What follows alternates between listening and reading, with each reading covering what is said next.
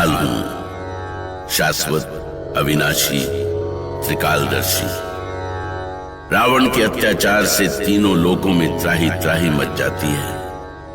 ऋषि, महर्षियों और निर्दोष प्राणियों के संकट को लेकर देवताओं की चिंता बढ़ती जाती है।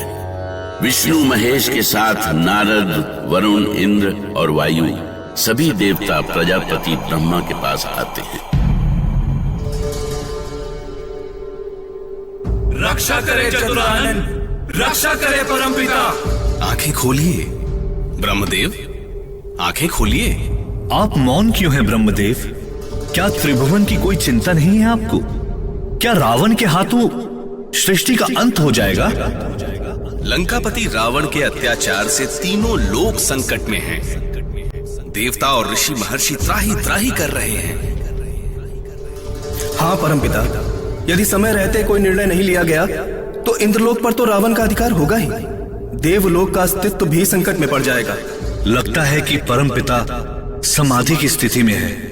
हमें विनती करनी चाहिए। हे चतुरानन, सृष्टि प्रणेता, हो प्रसन्न, हो प्रसन्न। हे ब्रह्मदेव, हे जगत पिता, हो प्रसन्न, हो प्रसन्न। विपदान पड़ी संकट में है सारा संसार। धर्म का नाश हुआ, अधर्म का हर ओर है राज। हे कमलासन, हे चतुरानन, हो प्रसन्न, हो प्रसन्न। हे ब्रह्मदेव, हे जगत पिता, हो प्रसन्न, हो प्रसन्न, हो प्रसन्न, हो प्रसन्न। सृष्टिकर्ता ब्रह्मा की जय। श्री हरि महादेव, आप लोग यहाँ। त्रिभुवन संकट में है चतुरानन। यदि रक्षवंशियों को रोका नहीं गया तो तीनों लोकों में अधर्म का राज हो जाएगा ब्रह्मदेव। हाँ चतुरानन, ये घोर संकट की घड़ी है। ऐसे में आप ही कोई उपाय कर सकते हैं। हमें आपके आदेश की प्रतीक्षा है। शीघ्र निर्णय लें परमपिता। और उधर पृथ्वी पर अयोध्या नरेश महाराज दशरथ अपनी ही चिंता में घुले जा रहे थे। वो वृद्ध हो रहे थे और अयोध्या नगरी उत्तराधिकारी चाहती थी। सावधान! परम प्रतापी, सूर्यवंशी, रघुकुल नायक, राजाधिराज महाराज दशरथ दरबार में पधार रहे हैं। अयोध्या नरेश महाराज दशरथ की जय! अयोध्या नरेश महाराज दशरथ की जय! शांत शांत, आप सभी लोग शांत हो जाएं। हमने ये सभा अयोध्या वासियों की कुशलता जानने के लिए बुलाई थी, किंतु किन्हीं कारणों से हम आज की ये सभा नहीं कर पाएंगे। हमें क्षमा करें। महामंत्री सुमंत, ये क्या हो गया महाराज को? ऐसे सभा से उठकर क्यों चले गए? मुझे भी आश्चर्य हो रहा है। महाराज ने पहले ऐसा कभी नहीं किया। हाँ, महाराज कई दिनों से चिंतित भी लग रहे थे। उनको ऐसा चिंतित मैंने पहली बार देखा है। किंतु अचानक वो गए कहाँ? अवश्य गुरु वशिष्ठ के पास गए होंगे। सुमंत ने सही कहा। महाराज दशरथ गहन चिंता में डूबे हुए सीधे गुरु वशिष्ठ के पास पहुंचे। पर महाराज दशरथ क्या सोच रहे थे? क्या उन्हें उनके साथ ही रघुकुल का दीपक बुझ जाने का भय नहीं था?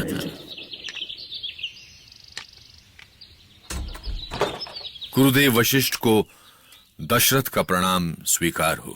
क्या बात है महाराज, आप बहुत चिंतित लग रहे हैं। अब आपसे क्या छिपा है गुरुदेव, आप तो सब कुछ जानते हैं। जानता हूं महाराज, आपकी चिंता अयोध्या के उत्तराधिकार की चिंता है, अयोध्या के भविष्य की चिंता है, अयोध्या वासियों की चिंता है। किंतु गुरुदेव। महाराज, मैं ग्रह नक्षत्रों की गति देख रहा हूं और काल के गर्भ में छिपा हुआ अयोध्या का भविष्य भी देख रहा हूं। इधर महाराज दशरथ की एक पुत्र पाने की चिंता थी, तो उधर देवलोक की चिंता थी रावण के पापों का अंत। और ब्रह्मा जानते थे कि इन दोनों चिंताओं का हल एक ही है, विष्णु का अवतार अर्थात राम का जन्म। और उन्होंने देवताओं से ऐसा ही कहा। रक्ष वंश के अंत की नींव पड़ चुकी है देवगण। राक्षसपति रावण के अपने ही पाप उसके वंश का अंत का कारण बन रहे हैं। ऐसे समय में आप सभी महर्षि कुशध्वज की पुत्री वेदवती और सूर्यवंशी अयोध्यापति अनरण्य के शापों के सफल होने में सहायक बनी। किंतु ये कैसे संभव होगा परमपिता?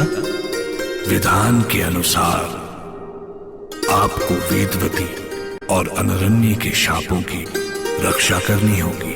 अर्थात श्री हरि विष्णु को अवतार लेना होगा। हाँ महादेव, संसार पर जब जब संकट आया है, श्री हरि ने ही इसका समाधान किया है। आज भी श्री हरि ही हमारे सहायक होंगे। हमारे विधान के अनुसार श्री हरि को मनुष्य रूप में धरती पर जन्म लेना होगा। श्री हरि, अब आप क्या सोचने लगे?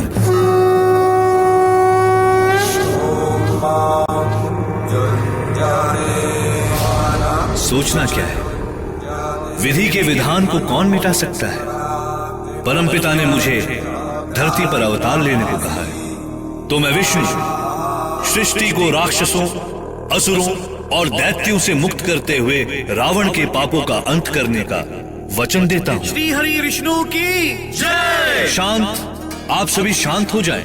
परंतु परमपिता, आपने तो ये बताया ही नहीं कि धरती पर हमारा पिता कौन होगा और कौन होगी हमारी माता? श्री हरि, इस प्रश्न का उत्तर तो आप ही के पास है।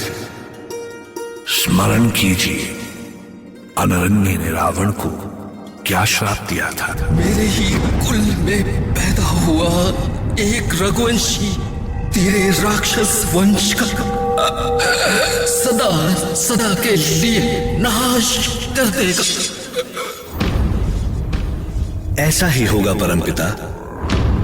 हम अनरण्य के वंशधर रघुवंशी अयोध्या नरेश के ज्येष्ठ पुत्र के रूप में अवतरित होने का वचन देते हैं और हमारी माता होंगी माता कौशल्या। शांताकारं भुजगशयनं पद्मनाभं सुरेशं विश्वधारं गगनसदृशं मेघवर्णं शुभांगम्। मुनि वशिष्ठ परम ज्ञानी थे। देवलोक में हो रहे निर्णय का उन्हें भी आभास हो चुका था। इसी विश्वास पर उन्होंने भविष्यवाणी की कि महाराज दशरथ अवश्य पुत्रवान होंगे। राम